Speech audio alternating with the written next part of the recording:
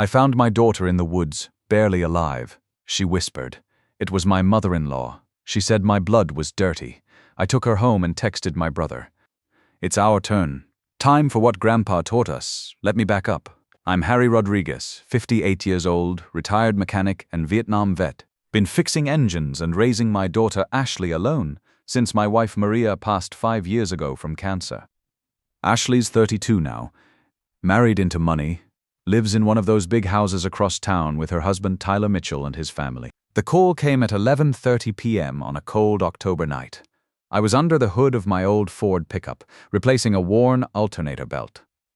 The garage was quiet, except for the hum of the fluorescent lights and my impact wrench clicking away. Then my phone rang. Mr. Rodriguez? This is Nathan Brooks. I'm an auto mechanic, work nights at Johnson's shop. I found your daughter in the woods behind the old quarry. She's hurt bad, real bad. The wrench slipped from my hands. My engine analysis went from steady idle to full red line in seconds. What happened to her? Beaten up pretty severe. She's conscious but can barely talk. Has her ID with your number as emergency contact? I called 911, but they're 30 minutes out. You need to get here now. I grabbed my tactical flashlight and first aid kit from my Marine days, jumped in the pickup and floored it. The transmission downshifted hard as I pushed the old Ford through every gear. My mind was running diagnostics, trying to process what I'd just heard. Ashley had married Tyler Mitchell 3 years ago. His family owns half the commercial real estate in town. Big money, big influence.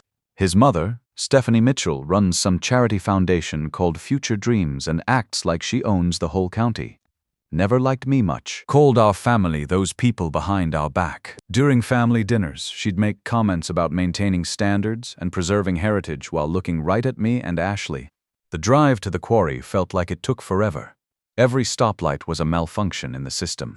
Every turn brought back memories of Maria lying in that hospital bed, me helpless to fix what was broken inside her. I'd sworn I'd never feel that powerless again. I found Nathan standing by his work truck near the tree line, smoking a cigarette. Middle-aged guy in coveralls, looked like he'd seen some hard miles. The kind of man who knew how to keep his mouth shut when it mattered.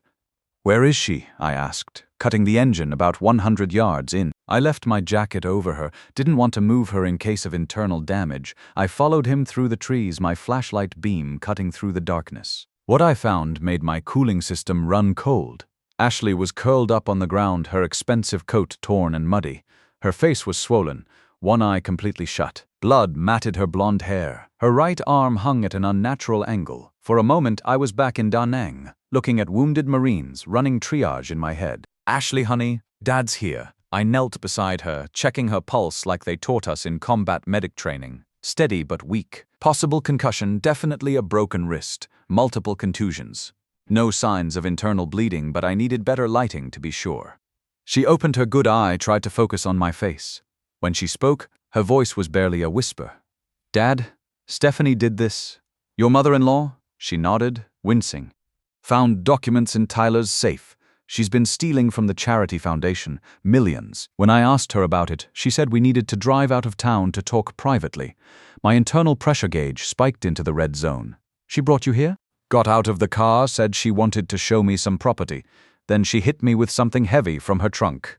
Tire iron, I think. Kept saying my dirty Hispanic blood had no place in their family, that I was going to destroy everything they'd built. The ambulance siren was getting closer. I had to make a decision fast. If Ashley went to the hospital, the Mitchell family would control the narrative. They had people everywhere, doctors, cops, lawyers. My daughter might not make it out alive, or worse, she might have an accident during treatment. Nathan, I called over. Tell the paramedics it was a false alarm. I'm taking her home. He looked at me like I'd lost my mind. Sir, she needs medical attention. I'm a former Navy corpsman. Spent 18 months patching up Marines in Da Nang. I know what I'm doing. I caught his eyes in the flashlight beam. These people have reach you can't imagine. If she goes to their hospital, she might not come back. Nathan studied my face for a long moment. Something he saw there must have convinced him. All right. But if she gets worse, she won't. I carried Ashley to my pickup as gently as possible, laid her across the bench seat with my jacket as a pillow. The ambulance was pulling up as we drove away through the back trails, headlights off until we hit the main road. At home, I carried Ashley straight to my workshop where the lighting was best. My garage had better equipment than most emergency rooms, at least for what I needed to do. I set her down on the clean workbench, the same one where I'd taught her to use tools when she was little. First things first, full assessment. Her vitals were stable, pupils reactive. The head wound looked worse than it was. Scalp cuts always bled like a busted radiator. The wrist was definitely fractured, but clean, no displacement. 2 ribs cracked on the right side, but her breathing was even. No signs of internal bleeding. I cleaned each wound with the same precision I'd used on wounded soldiers 35 years ago.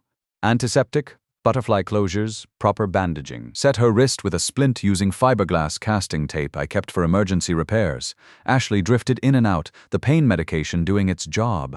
While she rested, I made the call I'd been planning since we left the quarry. My older brother Ben Rodriguez picked up on the second ring. "Harry, it's past midnight. Need your help. Remember what Grandpa taught us." Now it's our turn. Silence for a moment.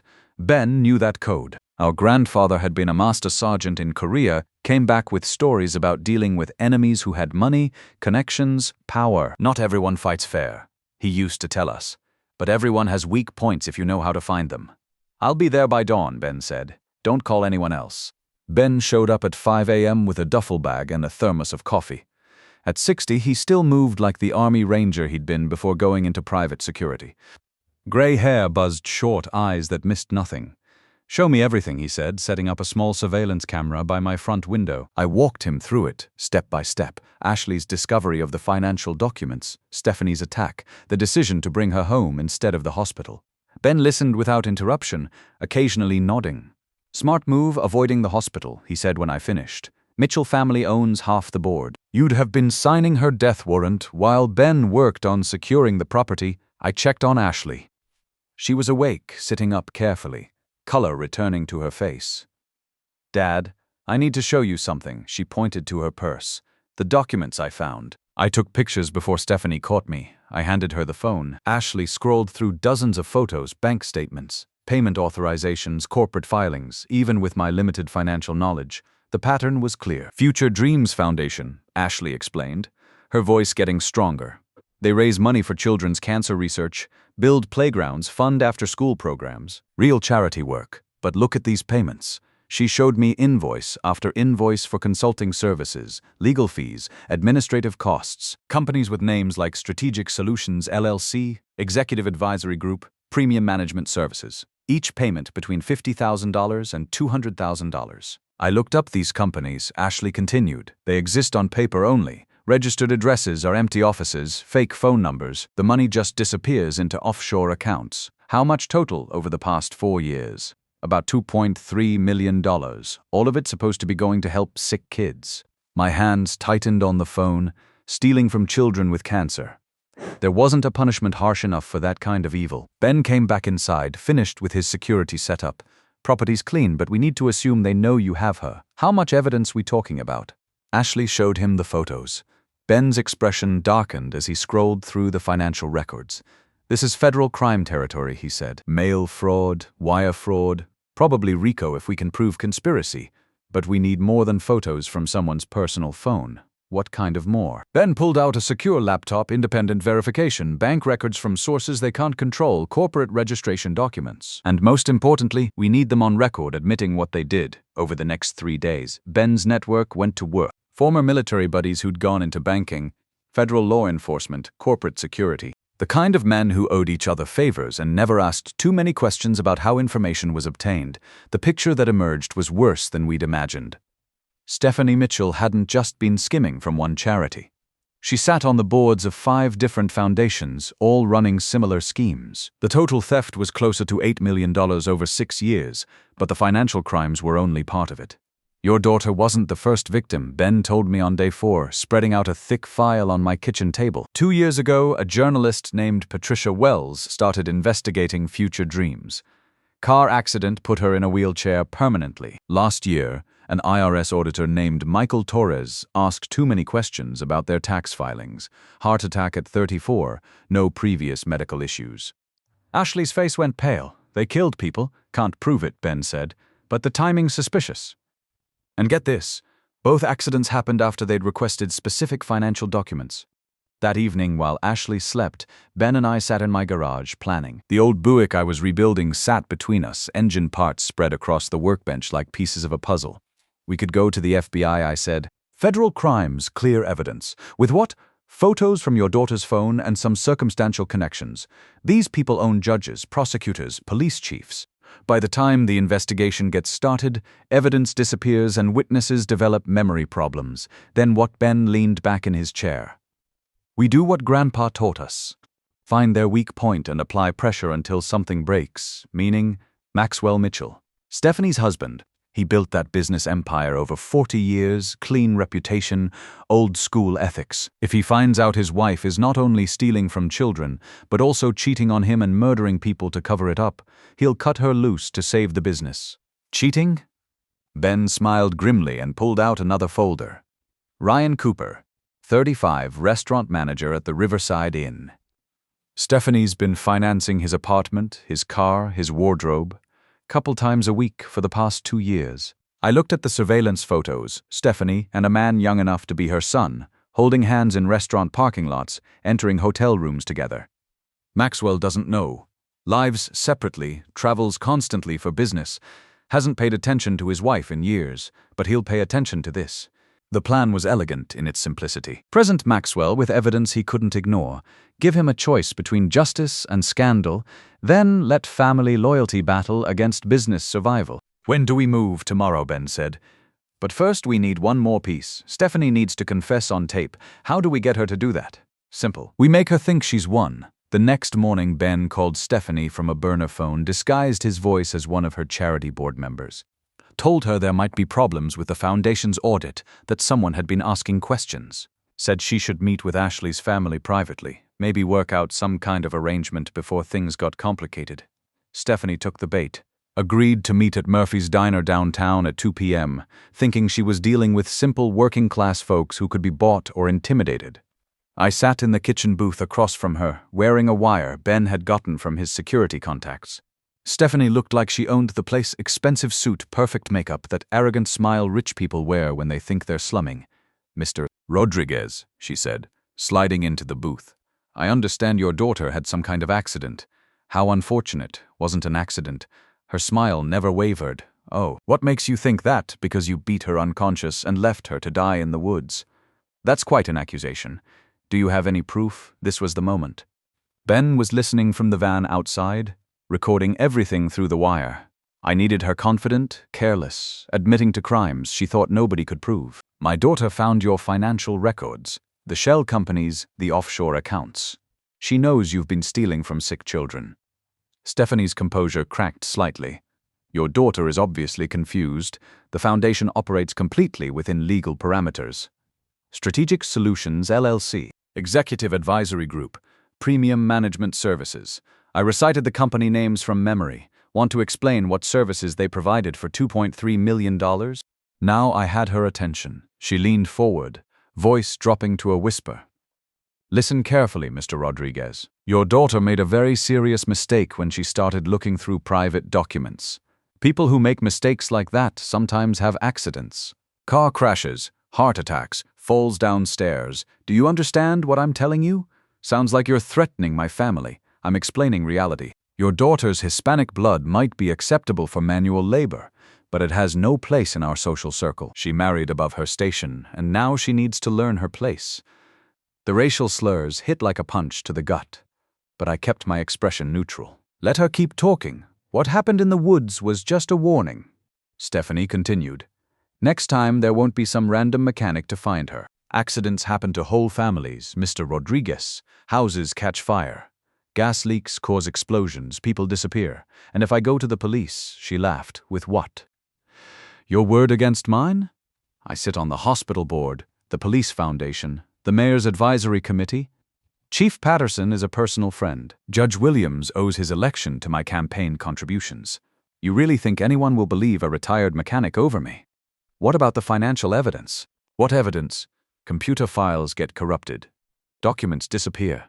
And if your daughter tries to testify, well, head injuries can cause memory problems. Sometimes permanent ones. That was enough. I had her confessing to embezzlement, assault, murder threats, and conspiracy. Time to end this conversation before she got suspicious.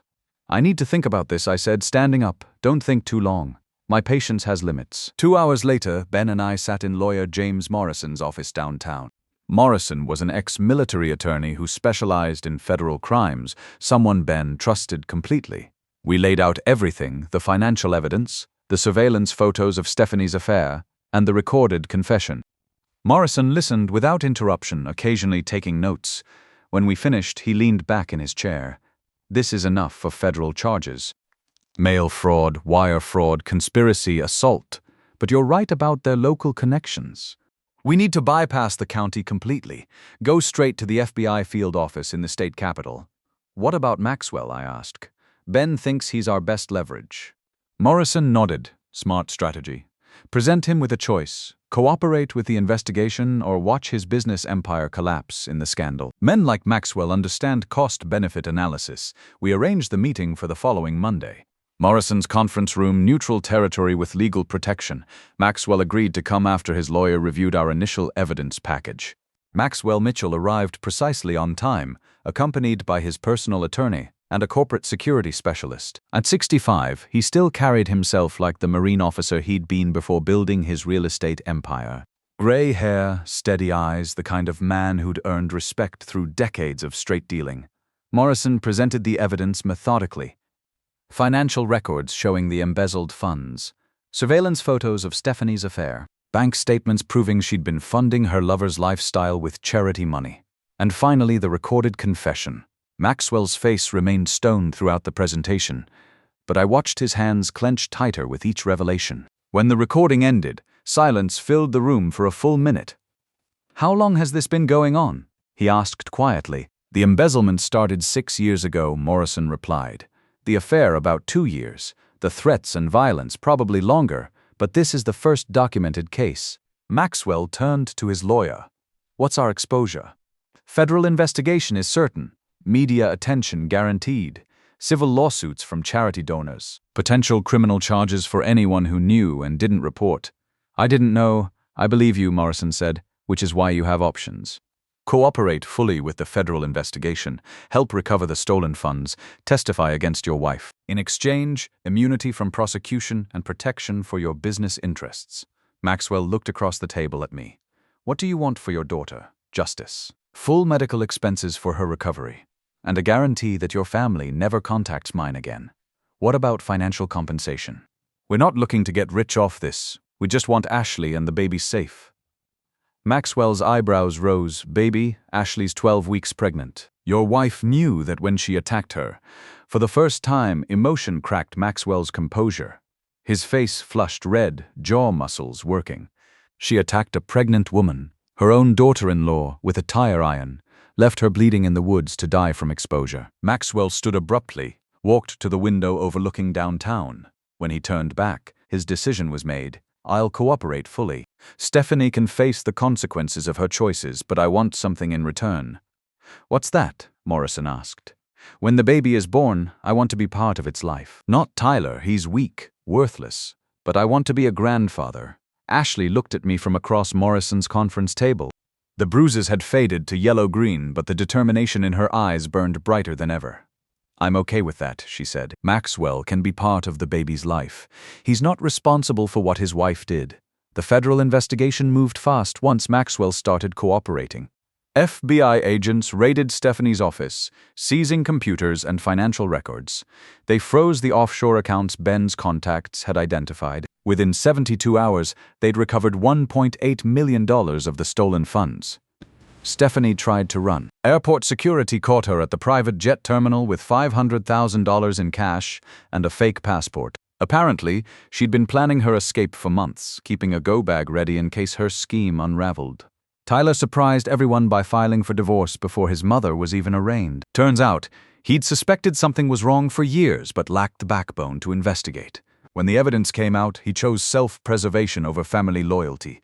Can't say I blamed him, but I lost what little respect I'd had for the man. The trial lasted 3 months. Morrison kept Ashley out of the courtroom during most proceedings, protecting her from media attention and stress during her pregnancy. When she did testify, her quiet dignity impressed even the defense attorneys. Stephanie's lawyer tried to claim temporary insanity, argued that menopause and medication had affected her judgment. The jury didn't buy it. Security footage from the hotel where she met her lover showed careful planning, not mental instability. Bank records proved the embezzlement was systematic, not impulsive. The recorded confession sealed her fate. You can't explain away threatening to murder a pregnant woman by claiming hormonal imbalance. 8 years federal prison, plus restitution of $6.40 million. Her lover, Ryan Cooper, got 2 years for money laundering, though I suspect he was more victim than accomplice. Young men who get involved with women like Stephanie usually are. Maxwell kept his word about everything. He testified truthfully, helped investigators trace the missing funds, and publicly apologized to Future Dreams Foundation donors. The scandal damaged his business reputation, but he weathered it better than expected. Turns out, most people respected a man who cleaned house when he discovered corruption in his family. Ashley moved back home during her recovery and stayed through the pregnancy. Having her in the house again reminded me of when she was little, before she got married and moved into that cold mansion across town. We spent evenings in the garage, her asking questions while I rebuilt engines, just like old times.